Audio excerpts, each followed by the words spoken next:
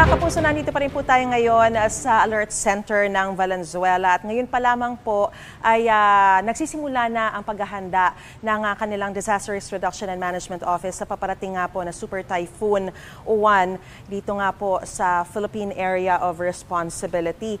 At mga kapuso, dahil nga po sa inaasaha magiging malawak yung sakop nitong Super Typhoon Uwan, ay inaasahan na talagang maraming mga lugar ang maapektuhan. Ang direksyon po nito ayon sa Pag-asa ay Pahilagang Kanluran. Pero babaybayin nito yung Isabela o di kaya at Aurora at marami rin pong bahagi ng Luzon ang maapektuhan po nito ng Super Typhoon. At posible rin pong maapektuhan maging yung ibang lugar sa Luzon at pati sa Visayas. Dito po sa Valenzuela Alert Center, makikita po natin na meron na po silang mga inihanda, naka-ready na po rito yung kanilang mga fiber boats, meron po diyang mga life vest at go bags at kung ano-ano pang mga gamit. At para bigyan tayo ng karagdagang detalye, kaugnay nga po sa kanilang paghahanda, makakasama po natin, makakausap po natin dito si Mr. Glenn Mark Lanozo. Siya po ang Research and Planning Staff ng Valenzuela Disaster Risk Reduction and Management Office. Magandang umaga po sa inyo, Sir Glenn. Maraming salamat po sa inyo pong pagpapaunlak sa amin. So, una po sa lahat, ano po ba yung mga ginagawa po ninyong paghahanda? Nakita na po natin na ready na po yung inyo pong mga gamit dito, pati po yung mga sasakyan ninyo. Pero just give us a quick update on the rundown kung ano po ba yung mga paghahandang ito.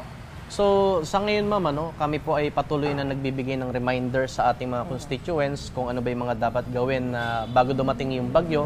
And of course, yung pag-check ng lahat ng aming kagamitan to make sure na lahat ay well and functioning and preposition ng mga kagamitan sa mga flood-prone areas. And also yung ating information dissemination lalo sa mga flood-prone areas. Ang sinasabi po malayo rin naman ang tama ng bagyo, hindi naman talaga sinasabing affected ang Valenzuela dahil papunta po siya sa Hilaga, sa may Isabela o di kaya Aurora, malaking parte sa Luzon, meron din sa Visayas. Pero bakit ganito po kapuspusan ang paghahanda natin? Tayo rin po ba ay magre-rescue or tutulong sa ibang mga lugar kung kinakailangan? Paano po ba mangyayari? Yes, we are more than willing to help kung sakaling meron mang kailanganing mga tulong. Pero hindi rin natin dinidiscount yung possibility na maapektuhan pa rin tayo sa Valenzuela City. Kaya talagang ganun pa rin yung ating paghahanda. Kumusta po ba yung mga lugar natin dito, yung mga barangay na madaling bahain dito sa Valenzuela City? Kasi normally, Kamanava area, kahit na sa ibang tama ng bagyo, ang Kamanava talagang tinatamaan. Kabilang na rin po dyan yung Valenzuela. Kumusta po yung mga barangay natin na madaling bahain? So sa ngayon, patuloy yung ating capacity building na tinatawag kung saan meron tayong mga trainings na ginagawa lalo sa mga flood-prone areas. Binibigyan ng mga karagdagang kagamitan at paggawa ng mga plano patungkol sa mga ating capacity building and yung ating mga training sa mga rescuers, volunteers, lahat ng ating mga responders, mga force multipliers kung tawagin. Okay, speaking of force multipliers, responders, sapat po yung mga tauhan natin dito sa Valenzuela DRRMO para rumisponde kung sakasakaling kailanganin? Yes, of course, sapat naman ito. Gano'n karami po yung mga tao natin? Marami tayong nag-augment. Actually, kahapon may mga nagpunta na rito to express their intention na tumulong sa amin. Yung mga uniform personnel natin ay nagpunta na rito. Very briefly, i-discuss po natin yung mga gamit kasi nakita po natin ang high-tech na mga gamit yung bukod po sa mga usual na nakikita natin, yung mga fiber boat na ganito. Meron din po silang rubber boat doon sa taas ng kanilang mga sasakyan, yung mga pang search and rescue ninyo. At nakita rin natin mga life vest, floater, may go bag sila rito na napakahalaga. Pakita lang natin, ito yung medyo hindi ko nakikita to sa ibang mga lugar. Ano po ba itong nakikita natin to? Para saan yan ginagamit? May nakita rin akong drone. Quickly, sir, can you just brief us? Ano po ba to?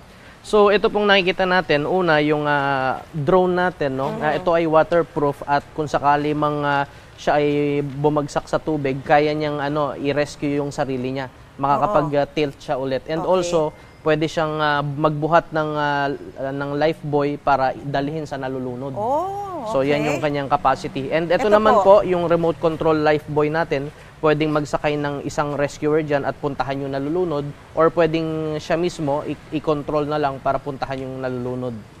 Tapos ito po, may mga rice to go, ganyan, kung ano-ano pong mga gamit. Yan po ba, pinamimigay natin yan, yung mga go bags sa mga residente ng Valenzuela? Right now, ma'am, meron kaming yung tinatawag na panatag bag. Ngayon, ito ay panatag bag ang tawag nire-ready na po namin, no, para ipamigay sa constituents. At ito yung iba't ibang uri ng go bag and survival gears.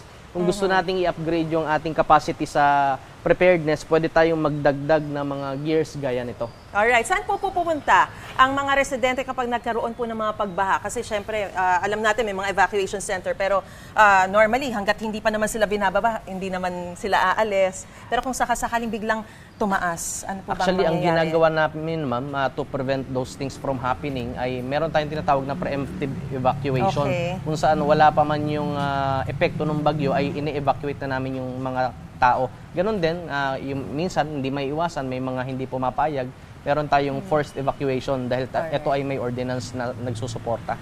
Meron po ba tayong hotline at ano po ang paalala natin sa ating mga residente dito sa Valenzuela po? So, if any emergencies po, pwede po kayong tumawag sa aming hotline 835-5000. And ganun din, pinaalalahanan ng bawat isa na huwag pong magpanik at palitan natin yung takot ng paghahanda para po tayong lahat ay ligtas at panatag. Alright, napakagandang paalala po niyan sa ating mga kababayan. Maraming pong salamat, Sir salamat. Glenn Mark Lanozo, ang Research and Planning Staff po ng Valenzuela Disaster Risk Reduction and Management Office, sa inyong pong panahon, sa pagbabahagi po sa amin ng inyong pong paghahanda.